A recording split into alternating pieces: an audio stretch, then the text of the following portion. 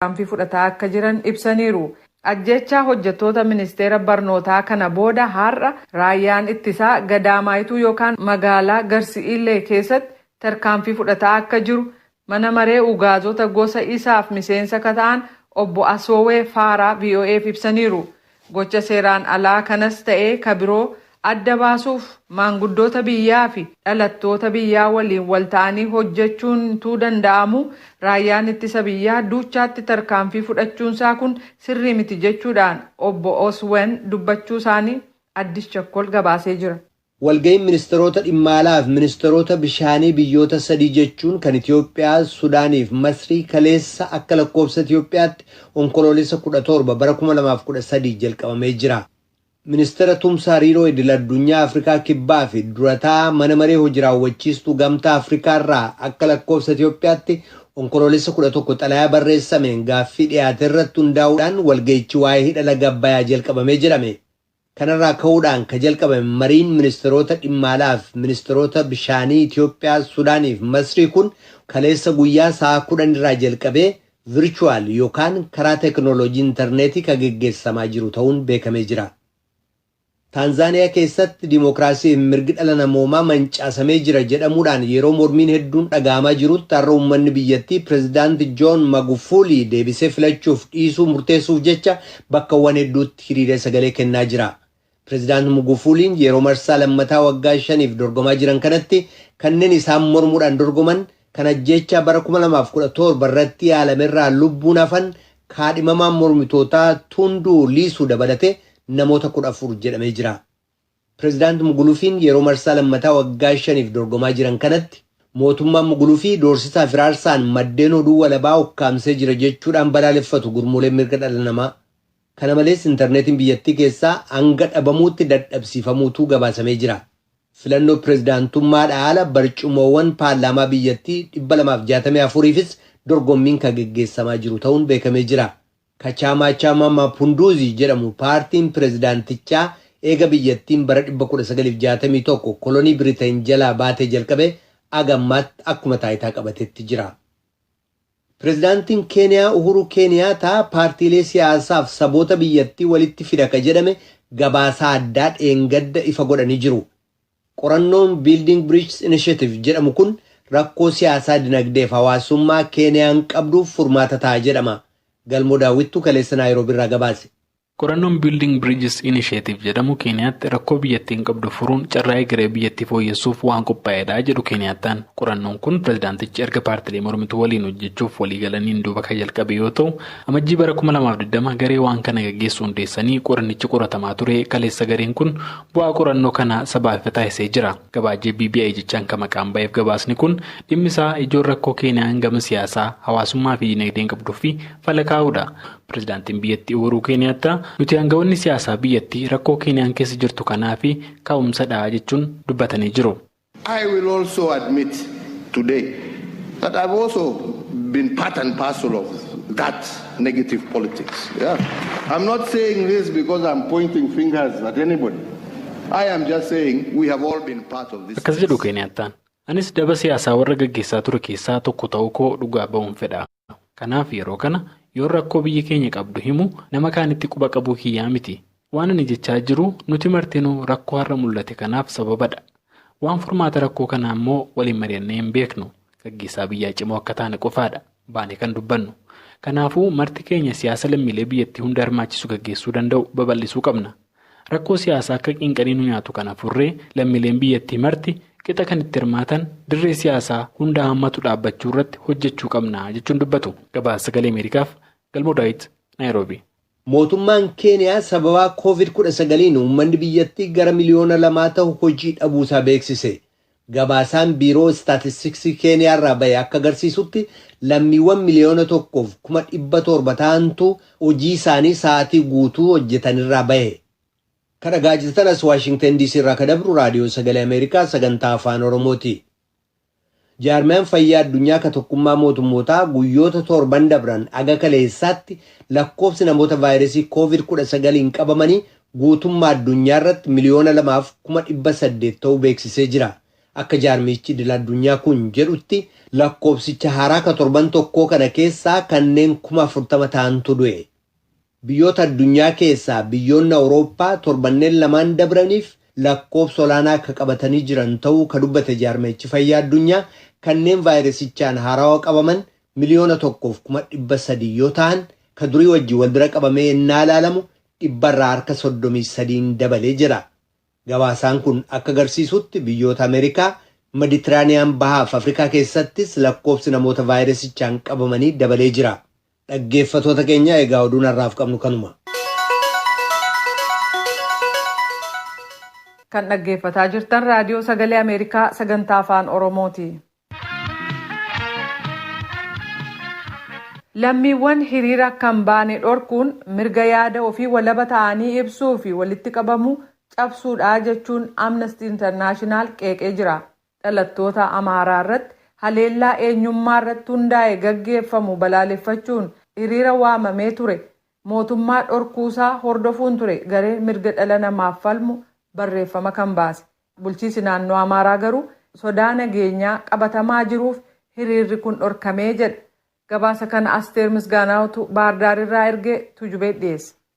Dhaabii mirga namaaf falmu Amnesty International onkoloolessa 27 bara 2020 gabaasa baaseen aanga'oonni Itoophiyaa ajjeechaa gosa irratti hundaa'e mormuuf hiriira mormii waamame ugguree jedhee jira. Paartiin mormituu sochiin biyyoolessa Amaaraa baatilee darban keessa gosa Amaaraa kanneen ta'an hedduun ajjeefaman kan jedhu taansuudhaan hiriira mormii waame. Aanga'oonni paartii kanaas onkoloolessa 27 Finfinnee keessatti kan argamu waajjira isaanii akka hin seenne gara hiriira mormiin kun itti geggeeffamu naannoo Amaaraa garaagaraatti illee akka hin imalle dhorkaman jedha Amnestiin. Dubbii himaan mootummaa naannoo Amaaraa obbo Gisaachoo Mulunee onkoloolessa 26 kan waaman hiriirri mormii seeraan alaa fi barbaachisaa miti yoo jedhan humnoonni nageenya naannoos akka bobba'an akeekkachiisanii hiriirri sun yoo itti fufe hookkarri ka'u mala jedhan. Naannoo Beenishaangul Oromiyaa naannoo uummattoota kibbaa dabalatee kutaalee biyyattii garaagaraa keessatti dhalattoota Amaaraa irratti ajjeechaan raawwatamaa dhufe dabalaa deemee jedha Amnestiin. Lubbuu namaa badeef haqa barbaachuuf hiriira mormii geggeessuuf garuu uummati mirga qabaachuu qabaa jedha.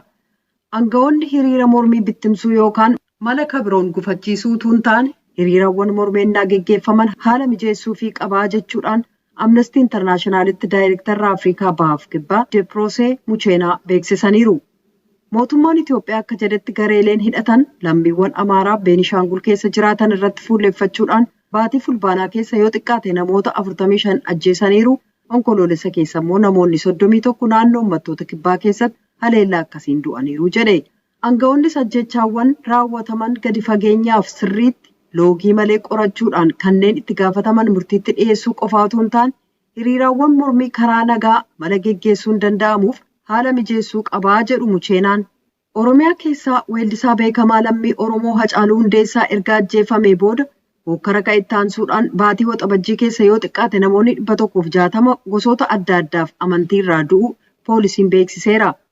Erga baatii hagayyaa qabee humnoonni naga eegumsaa Itoophiyaa hoogganoota garee mormituu hidhaa keessa jiran Jawaar Mahaammadiif Baqqalaa Garbaa akka gadhiifaman waamicha ka dhiyeessan hiriirtota nagaa bittimsuuf humna hammaa ba'aa gargaaramuudhaan Oromiyaa gama dhiyaa Harargeef godinaalee Baalee keessaa yoo xiqqaate namoota 20 ajjeesaniiru jedha gabaasi Amnestii kun.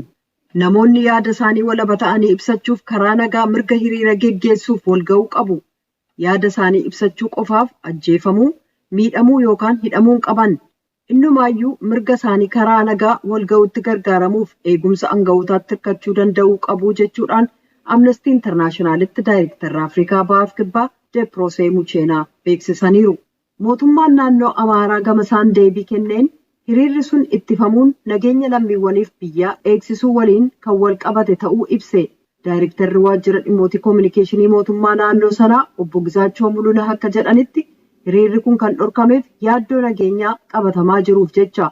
Amnesty International irraa amantaa akka hin qabaatin illee obbo Gisaachoon raadiyoo sagalee Ameerikaaf ibsanii abin diddaadhaan hiriira sana waan hin geggeessineef galateeffataniiru jechuun Asteer Misgaanaa Baardaar irraa gabaasteetti. Kan dhaggeeffataa jirtan raadiyoo sagalee Ameerikaa sagantaa afaan Oromooti. Yuunivarsiitiin Amboo siidaa yaadannoo weellisaa Hacaaluu Hundeessaa kan mooraa yuunivarsiitii maqaa Hacaaluun moggaasame fuula duratti ijaarsisee ture xumuree dilbata darbe kana uummataaf ifa godheera. Siidaan Hacaaluu laphee uummataa keessa jira jedhee amana. Wanti lafarratti maqaasaaf goonu hundumtuu maqaasaa hin madaalu. Hojiinsaa dhalootatti akka darbuuf siidaa yaadannoo kun ijaaramee jedhan pireezidaantiin yuunivarsiitii Amboo Dr. Taaddasee Qana'aa. Obboleessi weellisaa Hacaaluu Hundeessaa Habtaamuun Hacaaluun haqa uummata Oromoo dubbachuusaan waan ajjeefameef haqni isaa akka bahuun barbaadaa jedheera. Naakoor Malkaa kan qindeesse qaba. Pireezidaantiin Yuunivarsiitii Amboo Dr. Taaddasee Qana'aa siidaan yaadannoo weellisaa Hacaaluu Hundeessaa Yuunivarsiitii Amboo kaampaasii Artiist Hacaaluu Hundeessaa fuulduratti ijaaramee ibsuutiin jalqabu. Hacaaluun saba keenyaaf maal akka ta'e nama hundatu beeka. Maal akka hojjete maal akka ta'ee darbee hunda keenya beeka waan ta'eef hojii isaa kana yaadachuudhaaf siidaan kun bakka kaampaasiin sun maqaa isaatiin akka moggaafamuuf kan ta'ee fi hojiin inni haga lubbuu ofii kennutti saba isaatiif kennee darbe wanti nuti lafa kanarratti goonu maqaa isaatiin goonu hundumtuu hojii isaa madaala jechuuf itoo hin ta'in hojiin isaa sun immoo dhalootaa dhalootatti darbuu waan qabuuf dhaloonni illee irraa barachuu waan qabuuf kanaaf jenneeti waan kana yaadnee kan kaampaasiis maqaa isaatiin moggaafnes kan siidaa kanas immoo yaadannoo isaatiif kan bakka kana dhaabneef. Siidaan Hacaaluu aktuwaalii Oromoo hunda keessa onnee isaa keessa jira. Siidaadhuma yaadannu waan san akkatti yaadannuuf malee siidaan isaa laphee uummataa keessa illee jira jedhee nama naan. Yeroo ammamiiti kan inni isinitti fudhate siidaa kana ijaaruuni sirna eebbaa siidaa kana irratti maal faatu ture? Egaa Hacaaluun du'ee gara guyyaa 220 ta'eera. Siidaa sana ijaaruu kan jalqabne xinnoo gadda guddaa keessa ture. Sannan dubtuu gadda keessa ture. Gadda keessaa baanee waanuma kanaa yaaduu akka jalqabneeni. Kanaaf yeroo ji'a 2 wayii fixeera jedhee fudhata. Akkuma kana dura gaafa guyyaa 80 irratti dubbanne wanti kun dursee hawaasni beekee jira waan ta'eef eebba jechuun dandeenyu wanti nuti goone maatii waamne ijaarsi suni dhume waan jiruuf uffatatti fudhatanii ture sana maatiinsa haatisaa abbaansaa haati warraan obbolaan goone dungoo ibsinee addaan gallee gaddatu ture kanumatu ture. Fardarra taa'ee fardi immoo miila isaa ol qabee jira. Hacaaluun miila isaa isa tokko yaabbataa jira. Miilli isaanii tokko immoo erga kooraarra taa'ee booda bakka miilli taa'u taa'eeti kan jiru. Eeboo harkatti qabatee jira. Harka isa tokkoon immoo maayikiraafoonii sagalee ittiin baasan yookaan sagalee guddistuu harka isaatti qabateeti kan inni jiru. Mee maaliif kan filatame haalli ittiin siidaan kun ijaarame tarii seenaa wajjin wal qabatus yoo qabaate? Egaa Hacaaluu jireenya isaa keessatti sabni keenya Hacaaluu waan afuriin yaada ta'ee yaada. Waan kana riiliifii hojjannee irrattis argisiisuu yaadne irraa namni sirriitti jala naanna'ee ilaalee yoo jiraate. Kunis maal inni tokkoffaa jalqaba irratti qabsoo qeerroon Oromoo gochaa ture keessattuu magaalaa Ambootti godhamaa ture keessatti kanaan qabamee mana hidhaa ture yeroo dheeraadhaaf. Jireenya mana hidhaa kan argisiisutu jira. Ijoollummaa isaatii qabee mana hidhaatti dararamaa ture. Sabaaf jedheef kana ta'e jireenya kana kan argisiisu jira. Kan biraa kan ittiin Hacaaluu yaadannu konsartii Barkumeeti. Sanarratti Hacaaluu waan hojjete irra deebi'anii arguun hin barbaachisu nama hundatu beeka.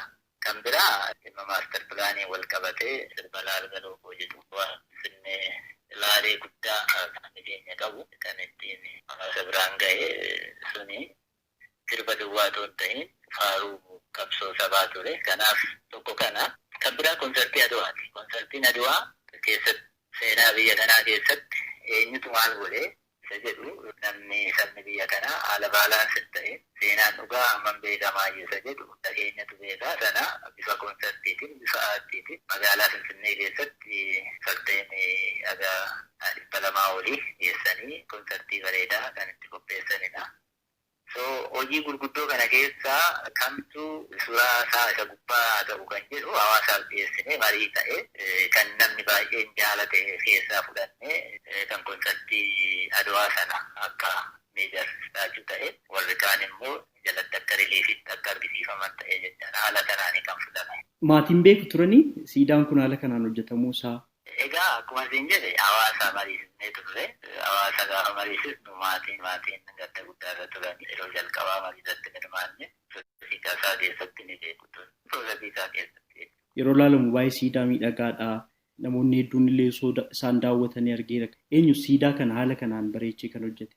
Egaa dhaabbata kan geetii kana ijaaretu jira. Isaaf kennine qabbaan qabeenyaa isaa jaagamaa kana ni jedhamu. Isaan immoo namoota boca hojjetanitti kennani. Namoota sanaan maqaadhaan hin beeku. Kan biraan Yuunivarsiitii Amboo keessatti sagantaawwan garaagaraa yaadannoo artist Hacaaluudhaaf oolan akka jalqabaman kanaan dura ibsamee jira. Mee isaan maalirra ga'aniiru Dooktar? Isaan kunis amma hojiitti hin galu keessattuu kan sagantaan barnoota tolaa yookiin iskoolaarshiippii amma koreen tokko dhaabbatee akkaataa adeemsa isaati. Hojimaata isaa irratti dokumentii qopheessee jira. Yeroo gabaabaa keessatti beeksisa baafnee dorgommii goonee kan fudhannu ta'a. Gama garee hundeessuutiinis itti deemaa jirra. Innis bara kana keessa hojiitti gala lamaan ta'aa jira. Obboleessaa hangafaa weellisaa Hacaaluu Hundeessaa, Habtaamuu Hundeessaa, Yuunivarsiitiin Amboo siidaa yaadannoo Hacaaluu Hundeessaa ijaarsuu wal qabatee waan jedhu qaba. Ani duraan dursee Dooktar Taaddasaa Pireezidaantii Yuunivarsiitii Amboo baay'een maqaa uummata Oromootiin galata guddaan isaanii qaba. Yaada kana yaadanii kanaan ga'anii eebbisuu isaaniitiin galata isaan haasa'uun jedha. Sanaan aansee waa'ee obboleessa kootinnaan haasa'u obboleessi koo dhugaa dubbachuu isaatu kanaan isa qaqqabsiise. Haqa jiru haqa uummata Oromoo haasa'u malee Oromoonni kanaa ta'u Oromoon namaa ol jedhee isin haasa'u walqixxummaadhaaf qabsaa'ee haa ta'u malee warri walqixxummaa hin jaalanne immoo waan yaadan godhaniiru. Haa ta'u malee duuti kan hin oolledha. Garuu haqni jiru akka bahuuf maatii isaatiif qofa otoo hin ta'in uummata Oromootiif haqni akka bahuun barbaadan mootummaan warra qabaman kana waan kana gadi fageenyaan ilaalanii akka